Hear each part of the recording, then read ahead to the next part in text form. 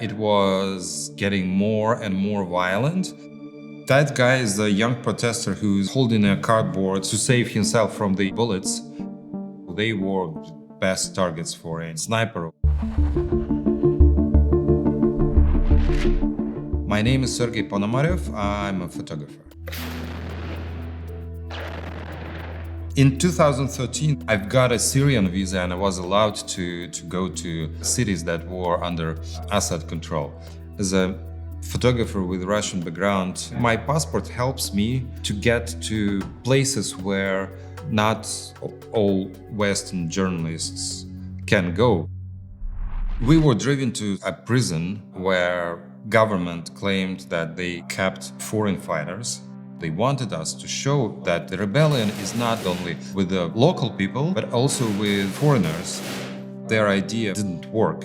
Neither me, neither my colleagues, neither prisoners really wanted to talk because anything they would say could be turned against them. This photo was taken when they were escorted from their cell to the rooms where we were meeting them. Their shirts, they look quite strange. It probably shirts that have been just bought at the market, so prisoners will look better in front of journalists. These stripes reminds me about this typical prisoner roba, black and white. Never saw such blindfolds before. They are stretched from the top of the eye and the bottom, so probably the prisoner couldn't look like this. What's going on? The feeling was indeed very surreal, and I wanted just to get out of there because I'm just fully in the governmental propaganda.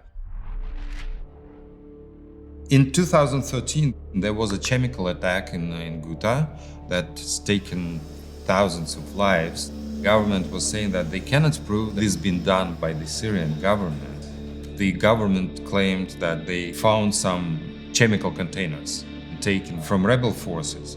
They took us to the front line. We were given masks. The soldiers escorted us and showed these gas canisters. The guy was just lighting everything with a torch. No one can prove what kind of containers and what's in there. I tried to capture this with a lot of notes to editors. What we saw was claimed by the government. We cannot verify this with independent sources. When I was in Homs, there was a reconciliation agreement between government and rebel troops, and rebels withdrew from their part of Homs. I spotted a taxi approaching us. They stopped in front of these destroyed houses, which turned out to be the house of this family. I just silently followed them as they entered the house. They took some possessions. The boy had taken his birthday hat. It's a strange image of a happy boy amid of rubble.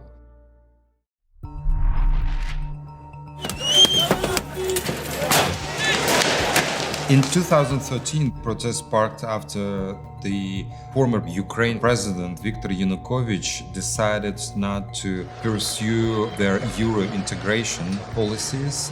It was just a U-turn from Europe back to Russia. Many young people got angry with that and they went on the streets to protest. Maidan Square was occupied by protesters and the police were trying to get them out of the square. This picture was another attempt of riot police to storm the camp. As a precaution, protesters encircled their camp with burning tires. Behind the wall of fire, there are riot police trying to push this fire inside the camp. Protesters were also throwing stones and police were shooting rubber bullets or live bullets. That guy is a young protester who's holding a cardboard to save himself from the bullets and also to stop the fire from spreading inside the camp.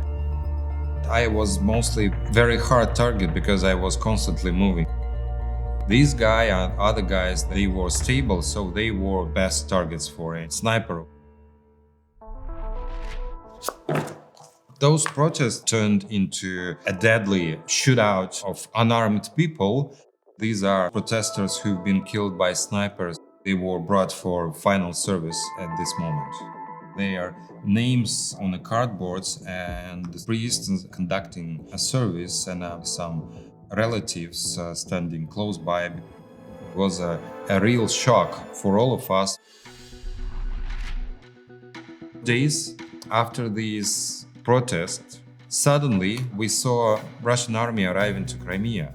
At this image, we see a line of Russian trucks and Russian soldiers guarding, and Ukrainian soldiers going for negotiations with Russians. We were waiting behind these army guards.